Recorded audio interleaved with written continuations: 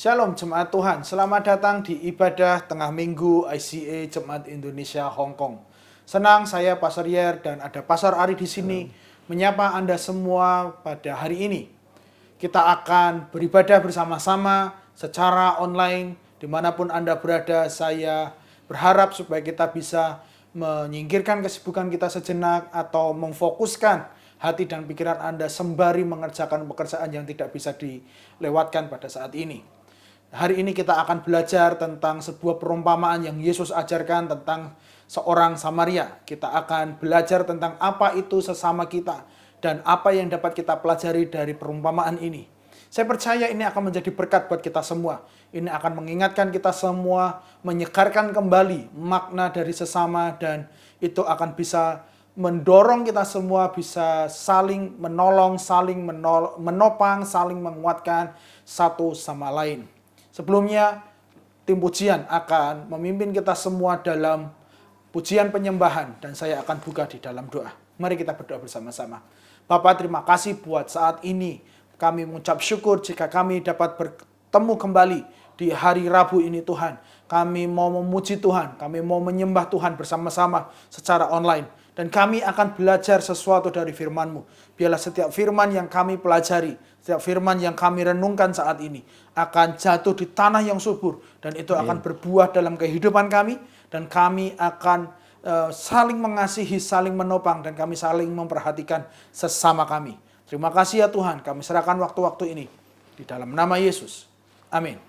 Jemaat Tuhan, mari kita memuji Tuhan bersama-sama.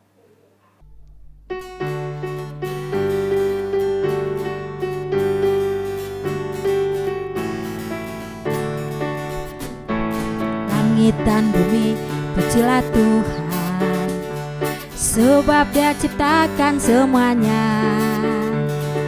Keagungannya mengatasi langit bumi, sembah sujud di hadapannya. Langit dan bumi, pujilah Tuhan, sebab Dia ciptakan semuanya. Keagungannya mengatasi langit bumi, sembah sujud di hadapannya. Ku puji, ku sembah, ku puji, ku sembah Yesus Kristus Sang Penebus. Ku puji, ku sembah, ku puji, ku sembah Yesus Tuhan dan Rajaku. Haleluya, haleluya, amin, haleluya, amin, haleluya, amin, haleluya, amin. Langit dan bumi, pujilah Tuhan, sebab Dia ciptakan semuanya. Keagungannya mengatasi langit bumi, sembah sujud di hadapannya. Ku puji, ku sembah, ku puji, ku sembah Yesus Kristus Sang Penebus. Ku puji, ku sembah, ku puji, ku sembah Yesus Tuhan dan Rajaku. Haleluya, amin, haleluya, amin, haleluya, amin, haleluya, amin, haleluya, haleluya, amin, haleluya, amin, haleluya, amin, haleluya, amin, haleluya, amin, haleluya, amin, haleluya.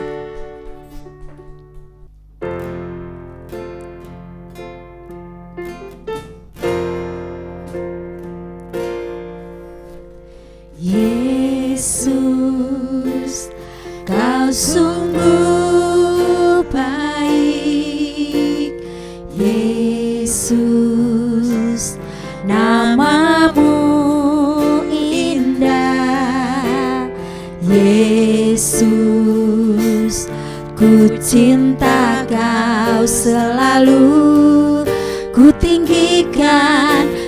agungkan selamanya. Yesus, Kau sungguh baik. Yesus, namamu indah.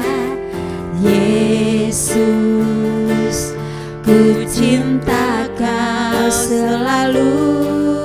Ku tinggikan, ku agungkan selamanya. Ku mau memujimu, ku selalu pujimu. Ku mau menyembahmu, ku selalu sembahmu.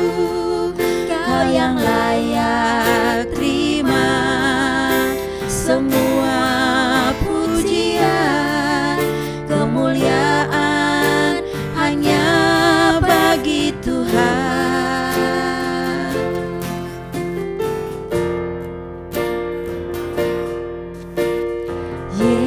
Yesus, Kau sungguh baik. Yesus, namamu indah.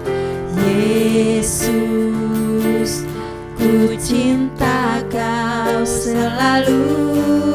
Ku tinggikan, ku agungkan selamanya. Ku mau memujimu, ku selalu pujimu. Ku mau menyembahmu, ku selalu sembahmu. Kau yang layak terima semua pujian, kemuliaan hanya bagi Tuhan. Sebab kemuliaan dan keagungan tertuju padamu, Tuhan dan Rajaku. Segenap jiwa dan nafasku menyembah Yesus yang hidup.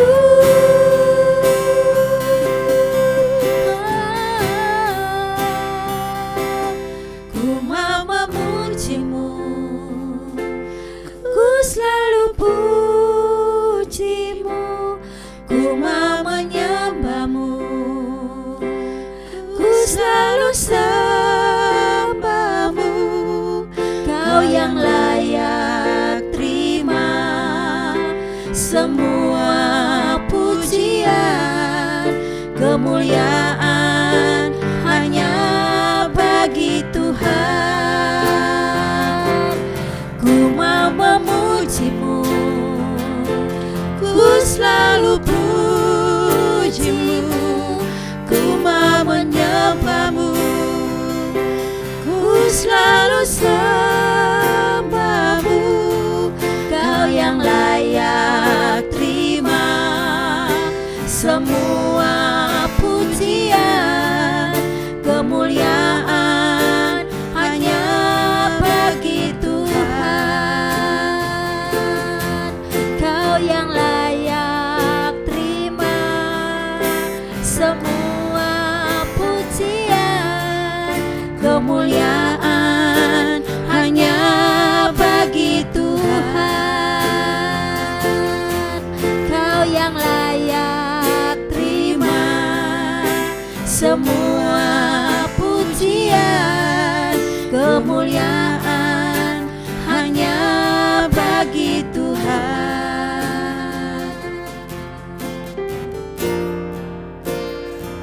Haleluya, saya percaya kita sudah diberkati, dipenuhi dengan sukacita dengan pujian dan penyembahan kita. Nah, seperti Pak Jar tadi katakan, kita akan belajar dari perumpamaan Tuhan Yesus tentang orang Samaria yang baik hati. Nah, judul daripada renungan hari ini adalah, apakah saya adalah sesama yang baik hati?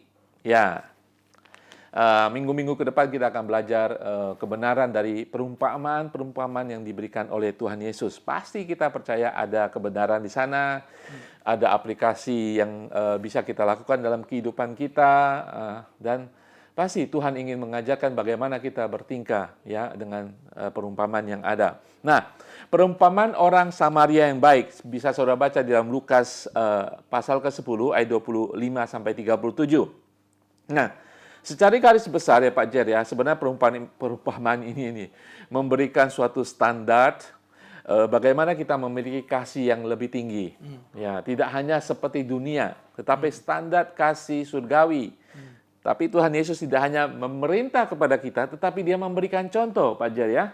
Dia memberikan contoh bagaimana Dia menyatakan kasih, berbelas kasih kepada orang yang tidak layak, yang tidak sesungguhnya harus mendapatkan kasih. Dia berikan kasih, Dia berikan belas kasihannya. Nah, Dia ingin kita memiliki belas kasihan yang sama. Nah, Pak Jer, sebenarnya perumpamaan ini cukup terkenal ya. Ya, Pak. Cerita tentang Samaria, orang Samaria yang baik ini. Bahkan orang dunia tahu, saudara. Cerita tentang seorang yang berani, seorang yang sangat baik. Pak Jar, bahkan mungkin Pak Jar ingat ada organisasi khusus ya namanya The Good Samaritan. Ya. Good Samaritan di Hong Kong ada kalau orang yang stres, orang yang perlu bantuan, orang yang mau bunuh diri, mereka bisa telepon hotline dan mendapat nasihat-nasihat. Ya. Saya juga ingat di Amerika kalau nggak salah ada satu rumah sakit namanya Good Samaritan Hospital. Ya, jadi cerita tentang orang Samaria yang baik hati ini sangat terkenal sekali ya. Ya, yang baik hati ya, yang menunjukkan kasih. Nah, saudara, mengapa kita harus mengetahui bahwa cerita ini sangat baik? Karena Tuhan Yesus memberikannya kepada kita cerita ini. Nah, saya ingin tegaskan Pak Jer ya. Mungkin tadi Pak Jer bisa pikirkan contoh-contoh tentang orang yang seperti orang Samaria yang baik hati. Tapi saya ingin memberikan 3 hal yang penting. Mengapa cerita ini sangat penting sekali?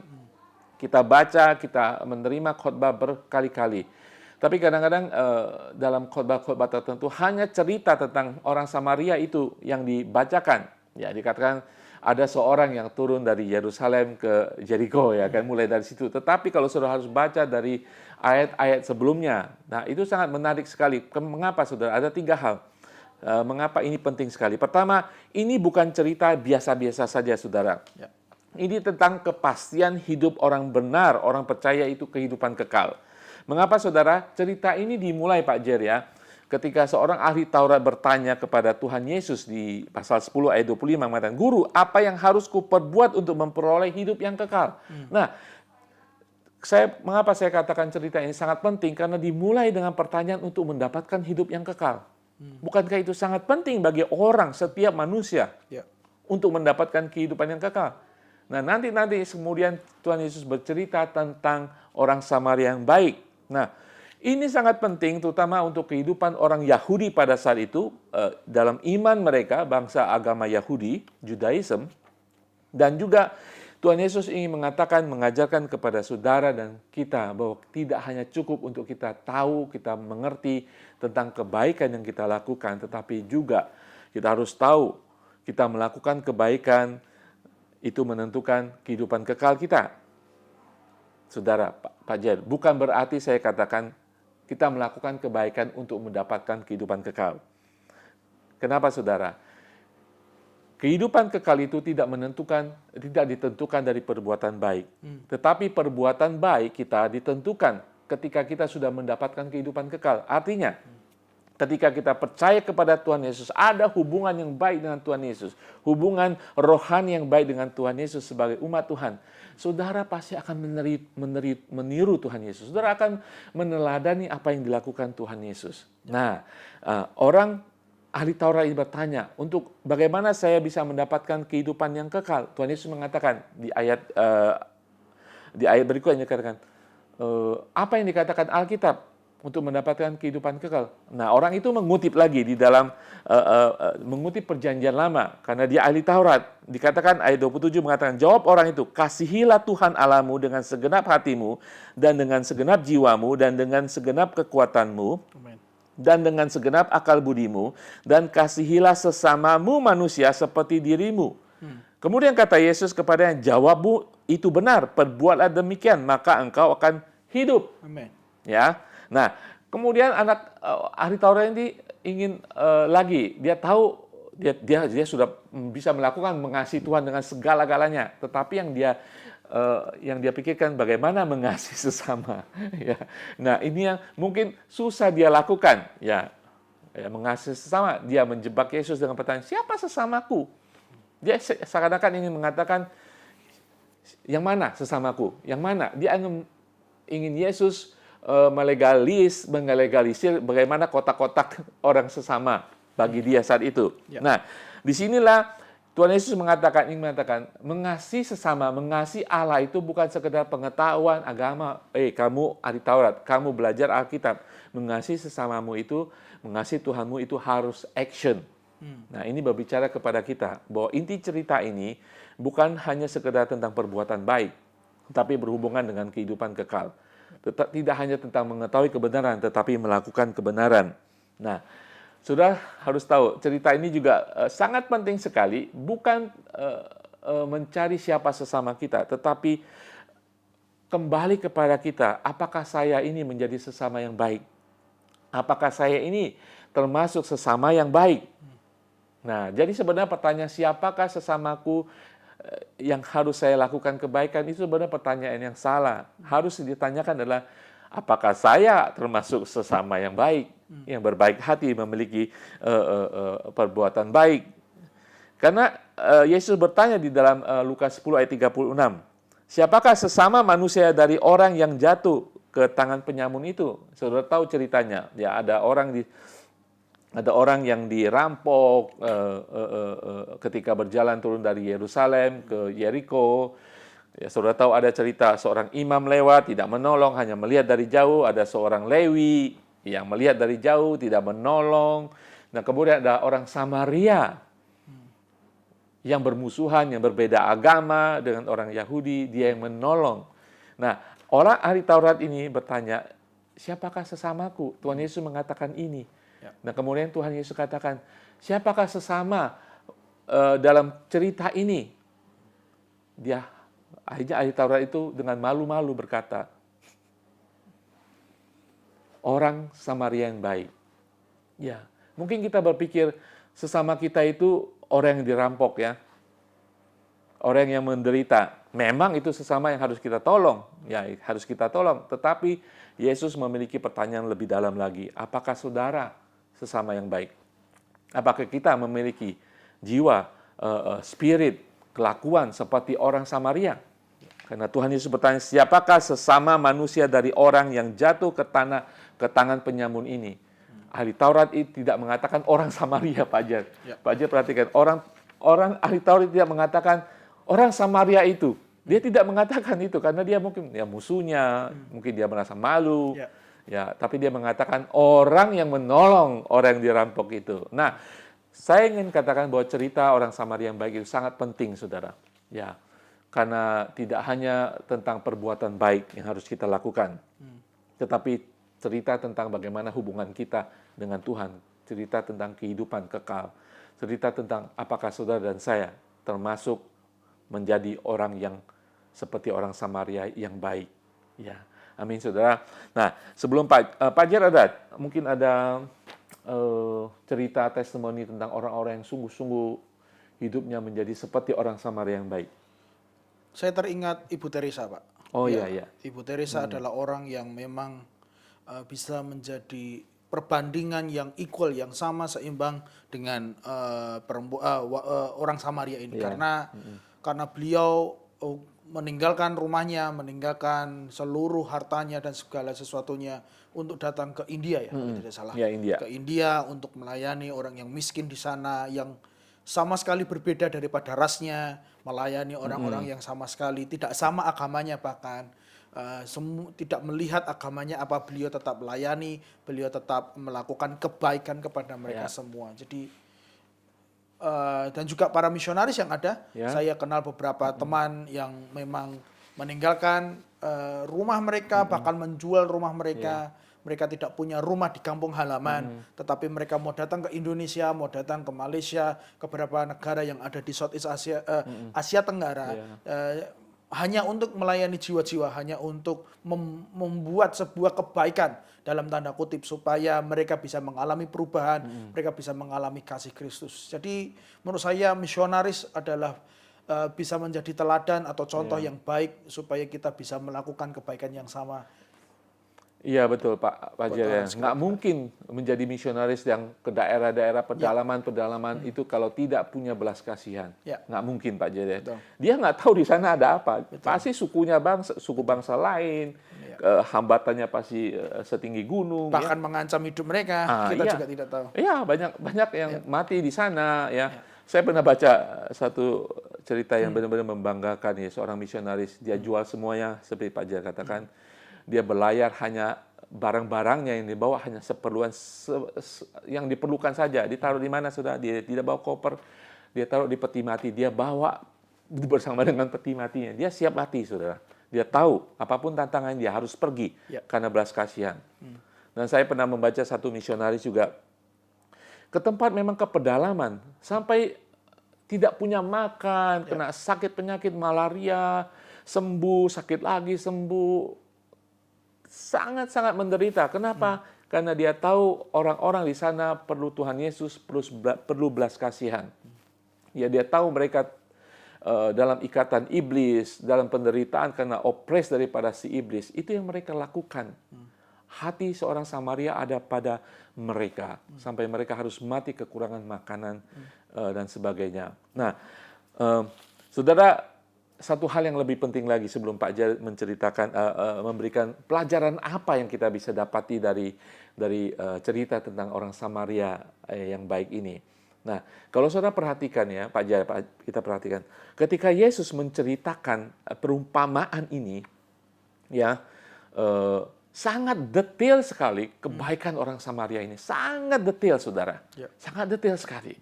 Tidak hanya dia menolong dan dengan kasihnya sudah selesai. Tidak, saudara, mendetail sekali. Ya, saya boleh bagi 4 hal. Dia bertindak dengan berani. Saudara dikatakan dia masuk ke selokan, menolong orang itu. Saudara tahu bahwa dia membuka dirinya untuk dirampok pada saat itu. Dia masuk ke selokan, menolong orang itu. Ya, saya nggak tahu zaman sekarang, di zaman modern, apakah ada orang seperti itu ya.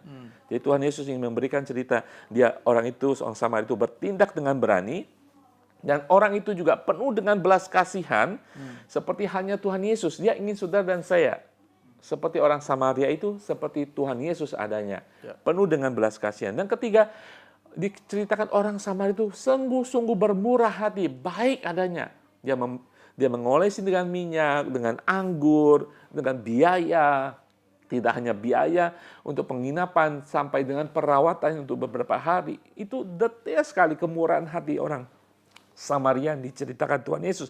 Dan kemudian tentang solidaritas. Saudara tahu bahwa orang Samaria dan orang Israel tidak ada berteman. So, perhatikan. Detailnya cerita Tuhan Yesus ketika diceritakan orang Samaria itu mendaftarkan orang yang terluka itu di hotel, ya di penginapan. Berarti dia harus menuliskan namanya yang orang Samaria dan orang yang menderita itu orang Yahudi. Jadi solidaritas itu tidak hanya di omongan, tetapi detail, saudara. Tuhan Yesus menceritakan. Jadi dia ingin mengatakan, saya bersama dengan orang Yahudi ini loh, ini dia tinggal di sini, ini uangnya dia daftarkan. Jadi itu sangat detail sekali, saudara, kebaikan orang Samaria ini. Dan saudara, Tuhan ingin kita seperti orang Samaria. Nah, pelajaran apa yang bisa kita dapatkan kali ini? Pak Jer mungkin akan ceritakan atau memberikan poin-poin pelajaran yang bisa kita dapat dari perumpamaan ini. Ya, pelajaran pertama yang bisa kita dapatkan dari cerita ini adalah sesama kita itu adalah mereka yang membutuhkan pertolongan. Ya, mereka yang membutuhkan pertolongan. Jadi sesama kita bukan seseorang yang sama secara ras, bukan orang yang sesama secara ukuran badan, atau sesama warna kulit, atau sesama kelas sosial, atau sesama background pendidikan, keluarga dan sebagainya. Bukan. Sesama kita adalah mereka, siapapun, dimanapun, kapanpun yang sedang membutuhkan pertolongan. Jadi jika ada seseorang yang membutuhkan pertolongan, maka itu adalah mereka sesama kita. Itulah yang harus kita bantu. Bukan orang-orang yang kita sukai, bukan orang-orang yang kita favoritkan saja, tetapi semua orang yang sedang dalam membutuhkan pertolongan harus kita tolong. Jadi sama halnya dengan apa yang dikatakan di Galatia 6 ayat yang ke-10. Karena itu selama masih ada kesempatan bagi kita, marilah kita berbuat baik kepada semua orang, tetapi terutama kepada kawan-kawan kita seiman. Marilah kita berbuat baik kepada semua orang. Jelas, semua orang. Kita tidak boleh mengkotak-kotakkan seperti yang menjadi intensi para ahli-ahli Taurat itu. Para farisi-farisi itu. Mereka mau mengkotak-kotakkan bahwa hanya orang inilah yang layak ditolong. Hanya orang inilah yang bisa mendapatkan bantuan daripada kita. Tidak, tetapi semua orang yang membutuhkan pertolongan. Dan yang kedua adalah sama halnya sesama kita adalah bukan hanya seorang-orang yang sama dengan kepercayaan kita atau hanya orang Kristen saja yang kita tolong, bukan. Beda dengan ketika Tuhan berkata kita harus berjodoh dengan yang sepadan. Ya, itu beda. Itu memang harus seiman. Untuk jodoh teman kita hidup seumur hidup kita, tetapi untuk berbuat baik Tuhan tidak mengkotakkan. Tuhan tidak membuat sebuah eksklusivitas di antara kita semua. Kita mesti samakan semua orang bahwa mereka layak untuk menerima kebaikan kita, mereka layak menikmati kasih Tuhan.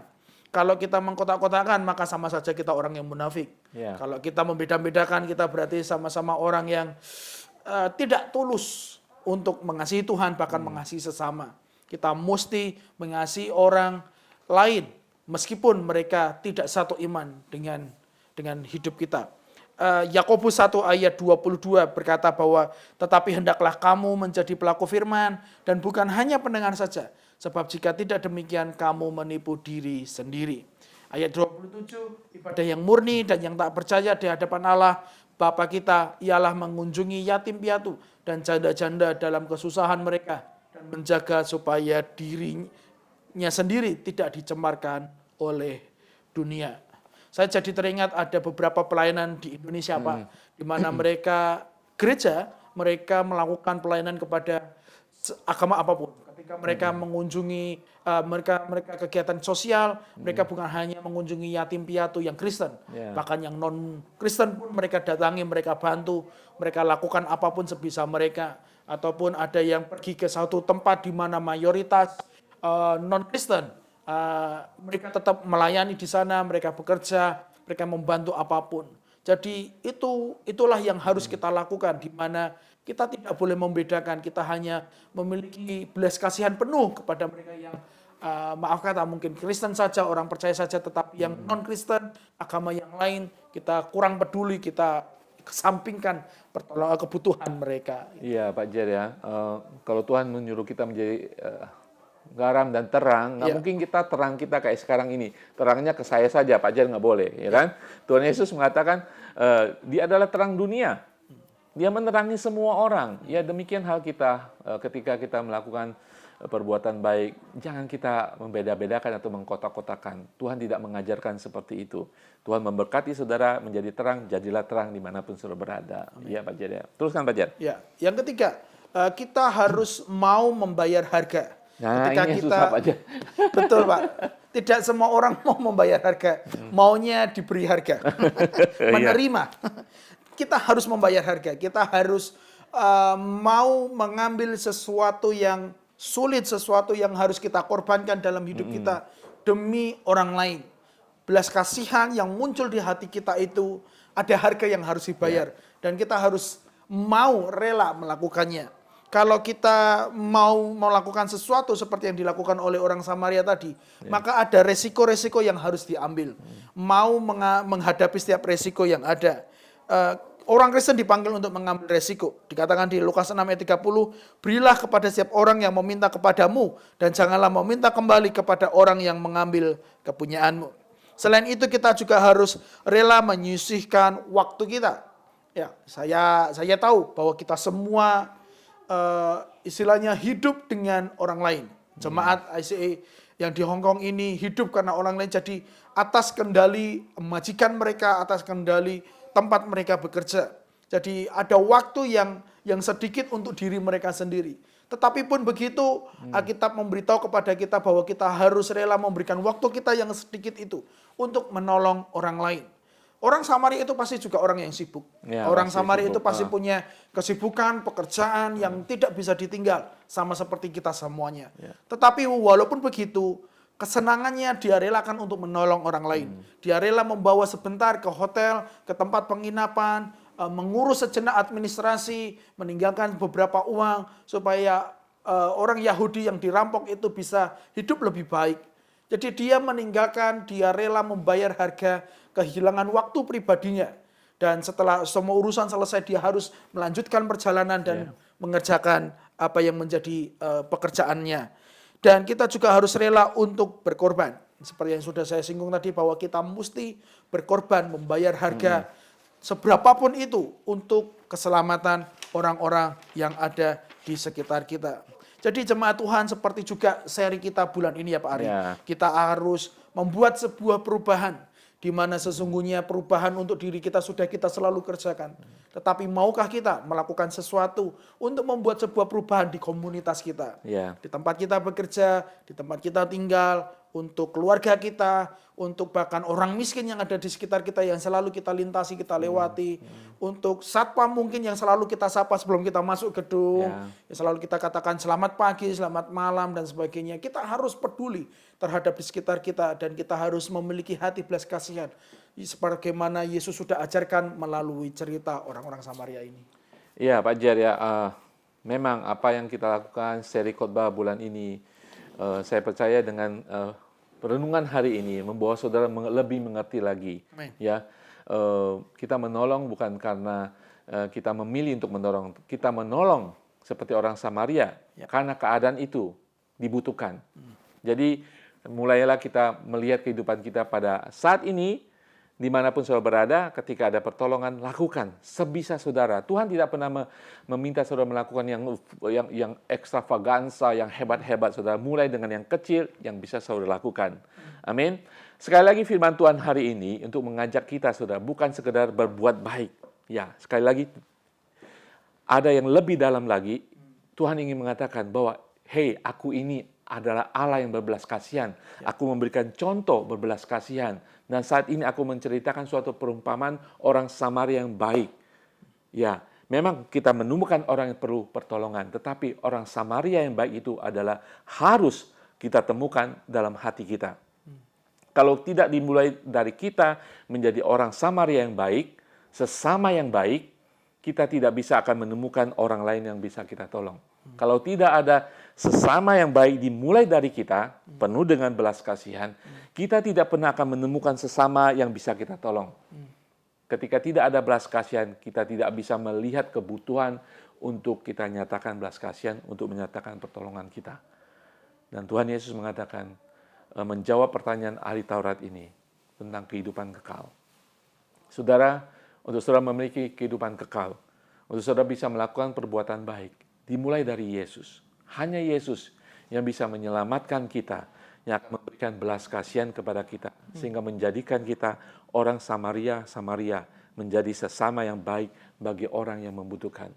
Tuhan Yesus datang dari surga, tidak hanya menyelamatkan manusia, tetapi Dia ingin memberikan contoh bahwa kita sebagai umat Tuhan bisa menjadi garam dan terang dunia, bisa membuat perbedaan dalam kehidupan di sekeliling kita, yaitu melakukan perbuatan baik.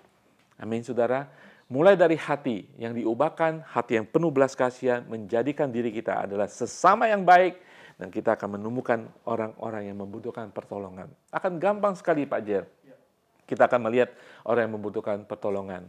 Ya, asalkan kita menjadi orang Samaria yang baik, kita mulai dengan sesama yang baik dari hidup kita. Amin. Di akhir dari firman Tuhan di ayat ke-36, pasal ke-10 ini tentang cerita orang Samaria yang baik, Tuhan Yesus mengatakan kepada ahli Taurat itu, pergi dan perbuatlah demikian. Tuhan Yesus mengatakan kepada saudara dan saya, pergi, perbuatlah demikian. Jadilah sesama yang baik untuk melakukan perbuatan baik kepada orang yang membutuhkan. Haleluya. Saya percaya kita bisa. Kita akan berdoa untuk kita semuanya. Bapa di surga, terima kasih Tuhan untuk perumpamaan ini Tuhan. Mungkin sering kami dengar Tuhan. Ajar kami tidak hanya berfokus Tuhan, hanya mencari orang yang membutuhkan pertolongan, di mana kadang kami tidak menemukan Tuhan. Walaupun banyak orang yang menemukan pertolongan, karena kami buta, kami tidak menjadikan diri kami sebagai sesama yang baik. Kami tidak menjadikan diri kami sebagai orang Samaria yang baik. Ajar kami Tuhan, penuhi kami dengan belas kasihan-Mu. Ajar kami berjalan seperti Engkau Tuhan, untuk melihat sekeliling kami Tuhan, banyak pertolongan yang akan kami temui Tuhan. Ubahkan kami menjadi orang Samaria yang baik. Tuhan, terima kasih Tuhan Yesus, terima kasih mampukan kami di dalam nama Tuhan Yesus. Haleluya, haleluya.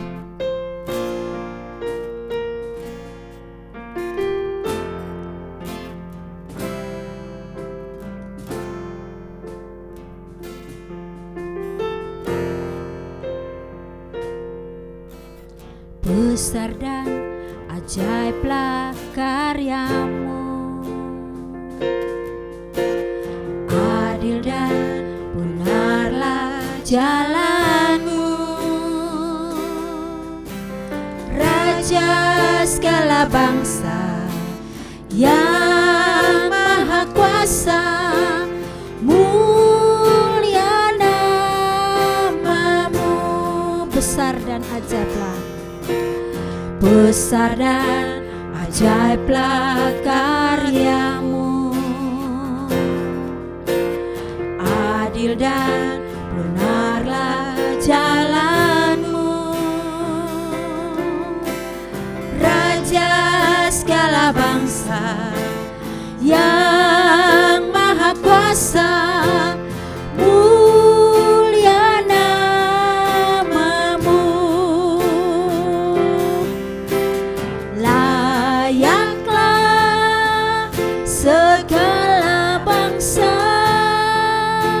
sujud kepadamu,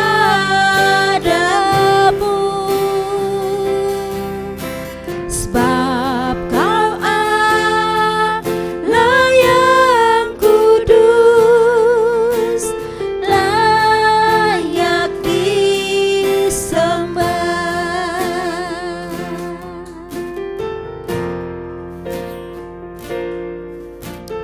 Besar dan ajaiblah karya-Mu, adil dan benarlah jalan-Mu, Raja segala bangsa yang maha kuasa, mulia nama-Mu. Layaklah segala bangsa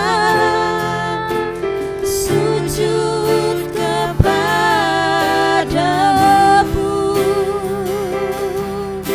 sebab Kau Allah yang kudus, layak disembah.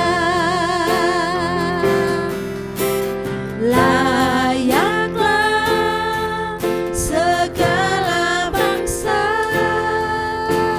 sujud kepadamu, sebab Kau Allah yang kudus, layak disembah. Sebab Kau Allah yang kudus, layak disembah, layak disembah.